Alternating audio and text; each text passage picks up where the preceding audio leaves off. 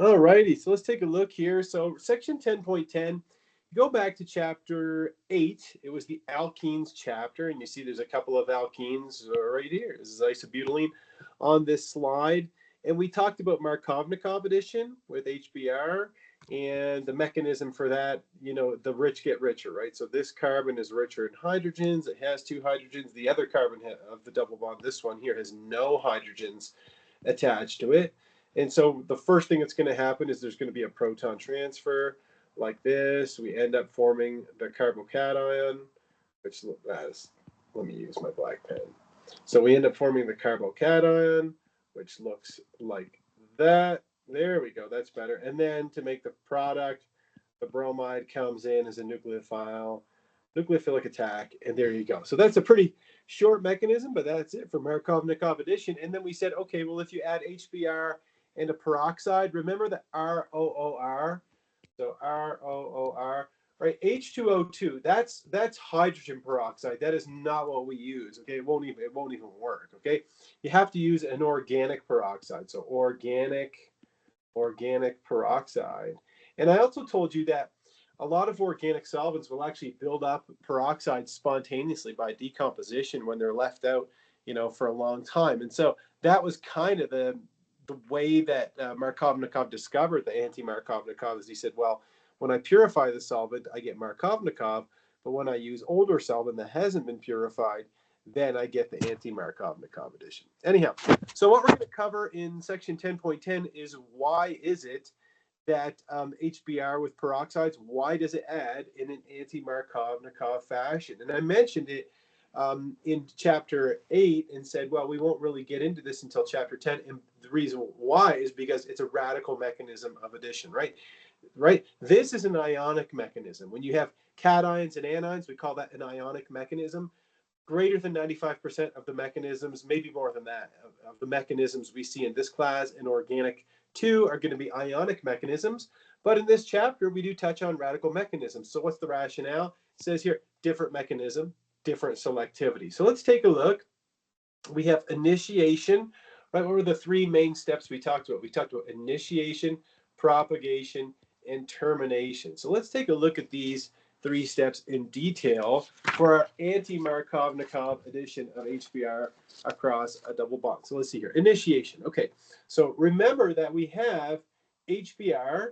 Okay, so we have our HBr, and then we also have our organic peroxide in our reaction flask. And we talked about how the bond dissociation energy of the oxygen-oxygen bond in the peroxide is low enough that you only have to heat it to about 80 degrees Celsius. So you heat it up and you end up making a pair of radicals. Okay, great. So that's initiation, right?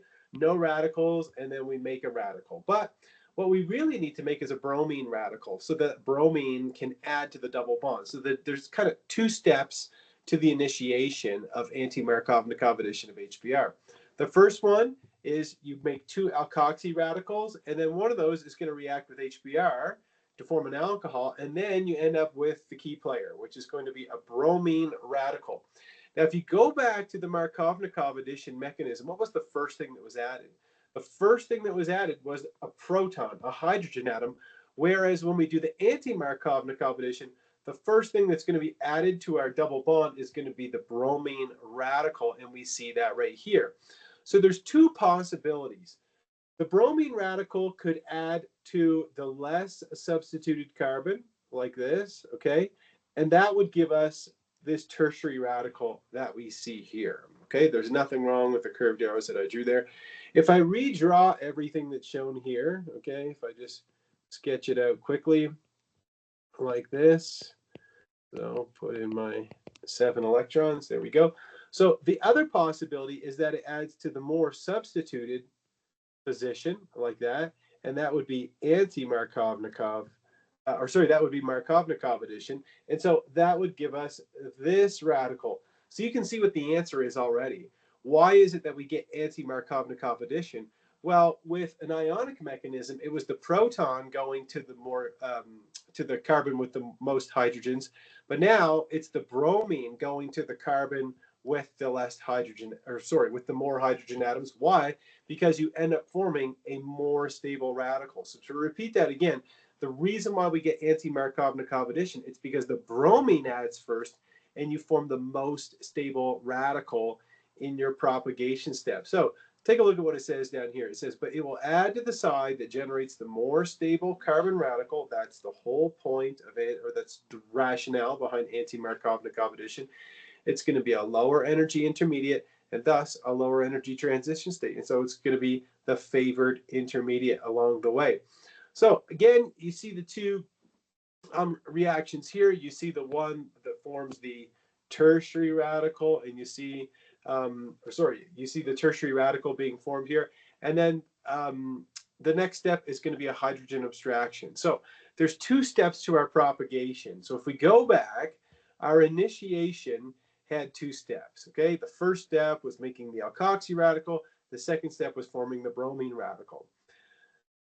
The propagation two steps are this. They're addition followed by hydrogen abstraction. So what we did in the last slide is we kind of just studied the addition, and we gave a rationale as to why the addition occurs on the carbon with the most hydrogens, and we end up with the most stable radical. Okay, that's what we talked about on the last slide. Now we're going to talk about the hydrogen abstraction. So that happens. You see the delta H for both of these is negative, and what that means is that these reactions are going to be, they're exothermic essentially. So the carbon radical then abstracts a proton to form the product and propagate the radical chain. So how do we know it's a chain reaction? Well, we end up with a bromine radical in the end, right? So let's take a look at the termination. It says most of the radicals in the solution at any moment are going to be a bromine radical. So the typical termination step is going to be two bromine radicals coming together.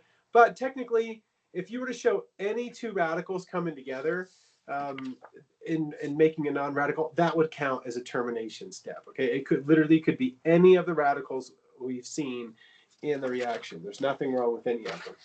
Now, something I won't test you, extensively on, but it is worth mentioning, is why is it that the reaction works for the addition of HBr with an organic peroxide, but with HCl and an organic peroxide, or HI and an organic peroxide? Neither of those work, okay? Neither of those work. And if we think of just delta G values, so you guys know what Gibbs free energy is, we talked about it enough. So if we say delta G values for our two propagation steps, okay? The first step, so we'll say step one is going to be radical addition. So radical addition, or just the addition step, whatever you want to call it, okay? And these are just the propagation steps. And step number two was the hydrogen abstraction, okay? So what we're going to do is we're going to compare the delta G values for all of these for the addition with HCl, with HBr, and with HI, okay? So we're going to compare all three of these. And again, just to be sure that you understand where I'm coming from, okay? All I'm talking about is this. Let me go back and show you. I'm sure you know what I mean, but we're talking about these two steps, the two propagation steps, the additions of the bromine addition or the radical addition, whatever you want to call it, and then the hydrogen abstraction. But instead of just looking at HBr, we're going to talk about HCl and HI as well. So without going into a whole long diatribe and a mathematical treatment or anything like that, what we see for our delta G values is this, okay? Is that for the first step, for the radical addition, with the addition of HCl, our delta G value is negative. With HBr, our delta G is negative. But with HI, our delta G is positive, okay? So that's not good. So that means the first step is non-spontaneous for the addition of HI. So that means it's not going to happen. So we can say here, non-spontaneous, okay? If the first step isn't going to happen, then the reaction isn't going to occur with HI. Now, if we look at the values for the hydrogen abstraction, we see that when we use HCl, the value is positive. With HBr, it's negative. And with HI, it's negative. So what's the take-home message? Let me just fix this up here, is that with HCl, the second step is non-spontaneous. And so we're going to say here non-spontaneous. And so it's not going to happen. So HBr turns out to be the only one where both of the propagation steps are spontaneous, okay? We could write here, delta G is negative for, come on, for both steps, okay? So that's why we can only use HBr and peroxides for an anti-Markovnikov addition. Now, again, I'm not going to ask you to write an essay on this or anything, but just to give you an idea as to why, the why, okay? And the book goes into a little bit of detail about it, but not a whole lot. So now in terms of stereochemistry, I'm sure you could all figure this out without my help, okay? Everybody who's hearing the sound of my voice knows that when a carbon is sp2 hybridized, that it is trigonal planar, okay? And so if the first step is the radical addition, that means that the bromine could come and it could add from the front face. Okay, I guess I should use a radical mechanism. It could add from the front face or it could add from the back face. It doesn't matter. It's not going to discriminate between the two. And so when we form a chiral center, we're going to form a racemic mixture. So what's the take-home message? We're going to get a racemic mixture if we form a new chirality center. There you go. And if you already had a stereocenter somewhere else in the compound, well, in that case, you'd end up with a pair of diastereomers or a mixture of diastereomers. So with all that in mind, there's nothing really to it other than that. We covered all the content for anti-Markovnikov addition. And again, the main point is that the reason why we get anti-Markovnikov addition is because the bromine radical adds first and it forms the most stable radical. Same thing when you do an ionic mechanism, it's the hydrogen that adds first, but it adds also to form the most stable carbocation. So it's the same kind of rationale, it's just the order of addition that changes whether it's the ionic or the radical mechanism. So if I had asked you guys this question on quiz 8, let's say, you all would have just said, yep, like, there we go. Let's see here, good, right? You all just answer like that and you're good. You're good to go. I mean, this is a stereocenter here, so it's going to be racemic, but anyhow, that's the idea, right? It's an anti-Markovnikov addition, but I want to take it a little bit further now that we're in chapter 10 and talk about it in a little more detail. So, nothing new, but if we have our bromine radical, could we draw the mechanism for the addition of that bromine radical, right? So we're going to do our anti-Markovnikov addition. So I just don't like drawing across bonds like that.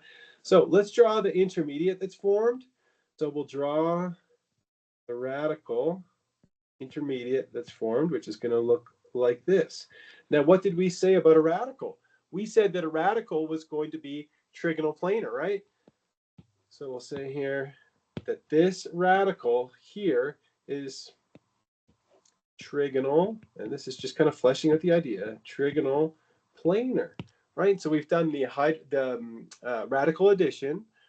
Now what's the next step is going to be the hydrogen abstraction from HBr. And so what's going to happen is when you do the hydrogen abstraction, right, if you have your HBr, okay, the radical can pluck off that hydrogen, but it's going to add to either face of the molecule. It's not discriminate whatsoever. And so we're going to end up with a pair of enantiomers in this case, as we said before. So let's pencil them down. So one of them is going to have the methyl pointing up, and the other one is going to have the methyl pointing down. There you go. And again, the relationship between these two is enantiomers. All right. Next one, again, same rationale. If I'd asked you this on quiz 8, you would have just said, yep, no problem, and I'm done, okay? And I would have said, perfect, okay? And there's nothing wrong. That's a perfect answer, and you can see there's no stereocenters in here. But just to get a little bit of practice on our mechanism, we can draw the bromine radical, okay? We don't have to draw the initiation steps, but we're going to get our, let me use a different color.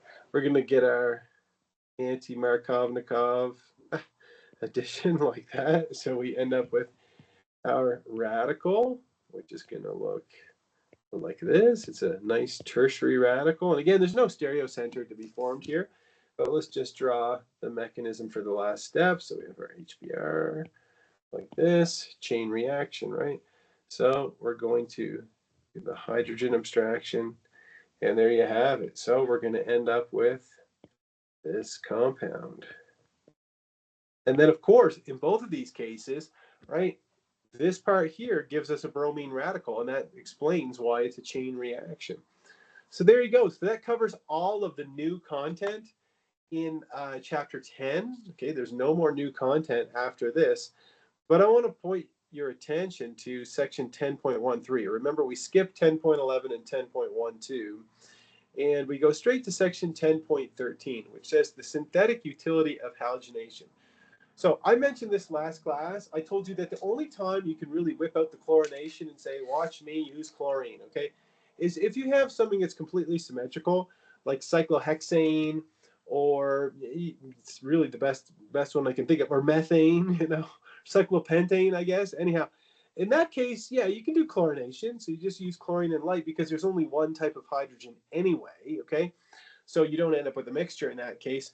Whereas bromination is kind of the main take-home message from this chapter, is that it's slower, it's more selective, and it's always going to go to the most substituted position.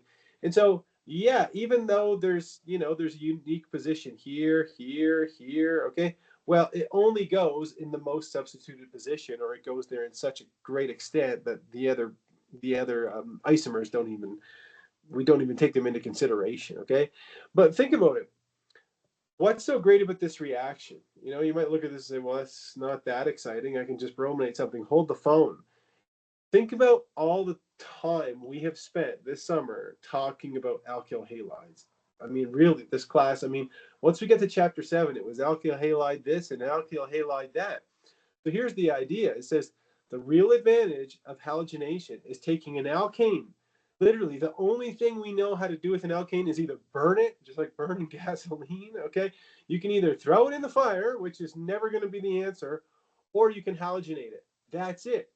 But once you've made an alkyl halide, let's say you had a tertiary alkyl halide, you could do some SN1 reactions maybe and put a new functional group there.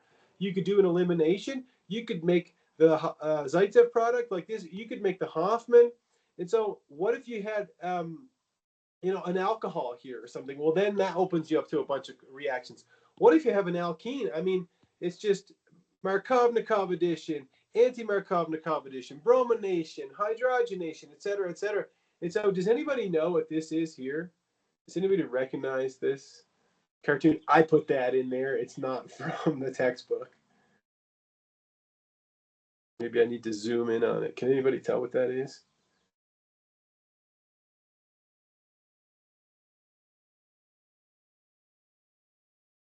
Yeah, exactly. It's Pandora's box. Okay. So I'm not even being silly, really. The idea is that once you learn how to do halogenation, the sky's the limit, because alkanes are so abundant and cheap and just out there and available. Now you know how to functionalize one to make it an alkyl halide, and then you can do all your SN1, SN2, E1, E2 reactions. Think about it. Once you can make an alkene, if it was linear, not a cyclic one like this, but could you convert it into an alkyne? Absolutely. Right? So there's so much opportunity now that we've learned how to do halogenation. But one thing I will point your attention to is that in Chemistry 3101, we're just learning the subject, right? We're just starting it. It's one semester of organic chemistry. You know quite a bit, but do we know everything? No, not yet. Nobody knows everything. And so if you ever get to a point where you see an alkane and you don't remember it, well, just remember this. If it's an alkane, right, this is an alkane. There's no functional group. The only possibility you have in this class is to do a halogenation. That's it. There's nothing else that we have at our disposal. So if you're ever just, what should I do? What should I do? Yeah, always just do a halogenation.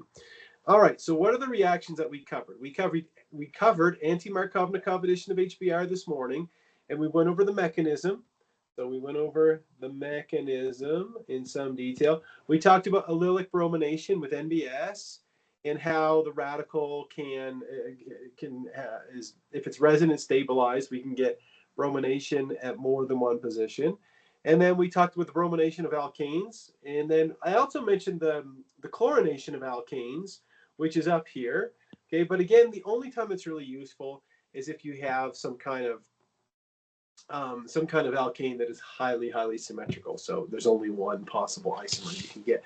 In fact, the question they like to ask in the textbook is, you know, what are all the different products you could get from chlorination of a compound or something like that. They love to ask those kinds of questions. So what I want to do before we take a look at some practice problems, so if you go into the chapter 10 module, you'll see that I have these practice problems posted here. So, and we're going to try and take a look at these this morning. Let's see how many there are. We'll have to take a break before we take these.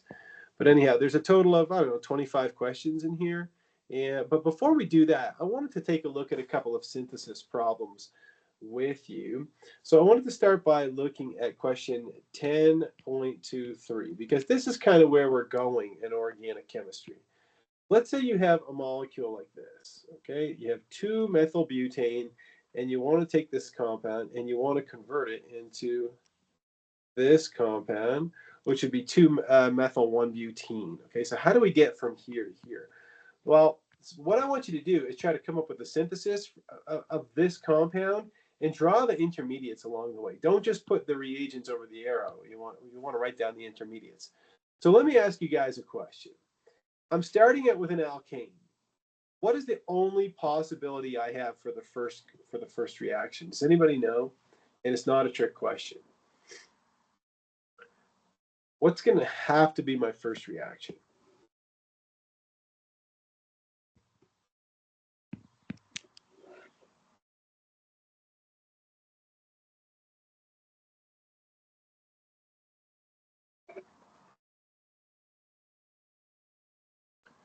I'm not going to burn it. Does anybody know what the first reaction might be?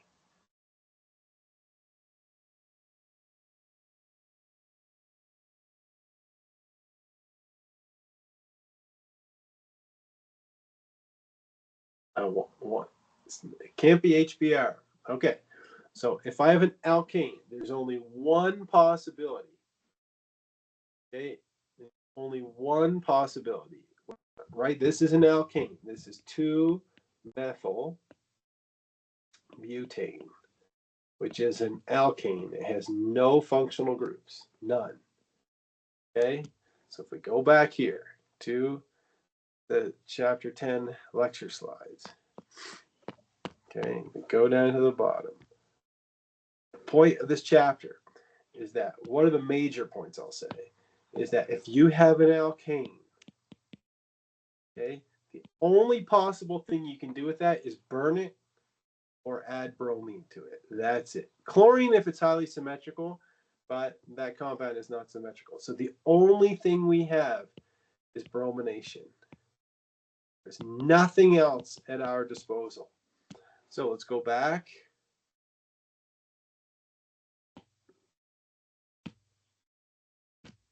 So the only thing we can do here is to do a bromination with bromine.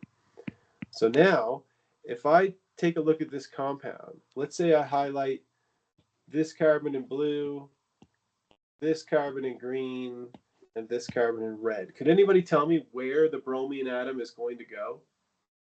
Would it go on the carbon in blue, red, or green?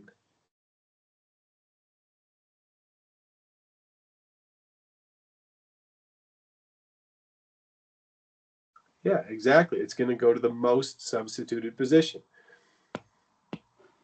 So we're going to end up with this compound.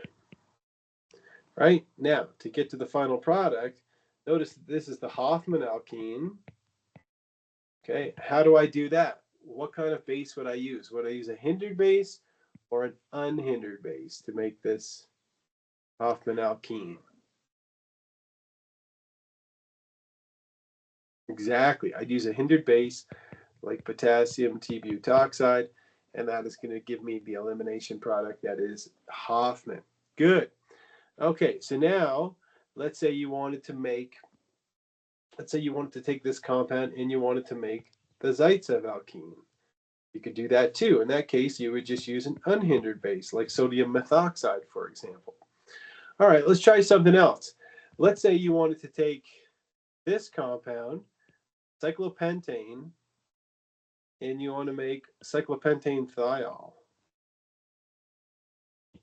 All right, you want to put a thiol. Remember, when you have an SH group, that is a thiol. Okay, so how would I put a thiol on a compound? You're going to have to go back to your chapter 7 reactions in order to figure out how to make a thiol. But let me ask you a question that's maybe a little more straightforward. What's the only thing I can do based off of the chemistry that we've learned in Chemistry 3101? What is the only reaction I can do with cyclopentane?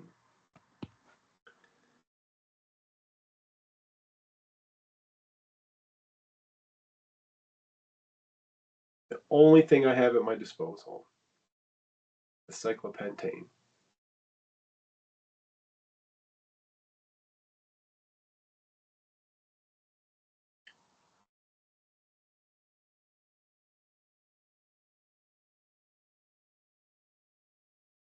I have an alkane. There's only one thing I can do with it. Exactly. It's going to be bromine. Yep, and light or heat. Okay. And that is going to give me bromocyclopentane. Okay. You could also have said it would be okay to say chlorine in light in this case. Why? Because there's only one type of proton in this compound, and that would give you chlorocyclopentane. That would be fine too. Either one is fine. Now, we have a secondary alkyl halide. How do we get the thiol? What we're going to do is we're going to treat it with sodium hydrosulfide.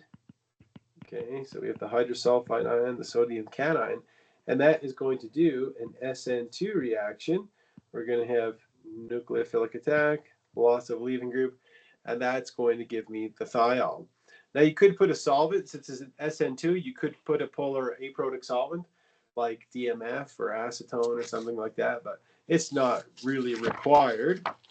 Okay, let's try another one. Let's say you had cyclopentane again. So let me just write down cyclopentane. So if you had cyclopentane and you wanted to make cis 1,2 cyclopentane diol. So yeah, you guys know what an alcohol is. So this is a diol, right? Because you get 2 hydroxyl groups. So in terms of making a compound like this, what we could do is a retrosynthesis. And if this is a cis diol, the only way we know how to do that, or we actually know a couple of ways, but we would be to have the alkene and then use something like osmium tetroxide and NMO to do that. So then the question becomes, well, how do I get from here to here? Well, the first answer is the only thing we can do with an alkane, literally the only thing we have at our disposal is halogenation. So bromine and light or chlorine and light. Either one is going to be fine, and that is going to give us the bromocyclopentane. Let me just write it down here. So we'll do it like this. So we'll say bromine and light, and that's going to give me bromocyclopentane like this. And now, to make the alkene, to make cyclopentene, I need to treat it with a hindered base that is non-nucleophilic. So strong base, weak nucleophile. We know a whole bunch. We know DBU or DBN, right? We could put here or DBN, or it could be T-butoxide. That's a strong base, but it's a terrible nucleophile because it's so hindered. So that's going to give us the alkene, and then from there we can treat it with catalytic amount of osmium tetroxide. So I'll just put OSO4 catalytic, and then NMO is our co-oxidative, like that. And that gives us the dihydroxyl compound. If you wanted to make the trans diol, for example, like let's say you wanted to make this compound, you have one hydroxyl going up and the other hydroxyl going down. Well, what would you do? First step would be peroxyacetic acid or metachloropyrobenzoic acid, and the second step would be aqueous acid. And of course, you'd end up with this compound plus. It's an enantiomer, like that. So that's kind of, one of the big things that you're going to be asked in this chapter is, now that you know how to do this reaction, a halogenation, you're going to be asked to do more elaborate syntheses. So that means you still have to be very strong, not only on your chapter 10 reactions, but also your chapter 9, 8, and 7 reactions, okay? And these 4 chapters are kind of the main body of chapter 11 that we're going to begin working on in the next class.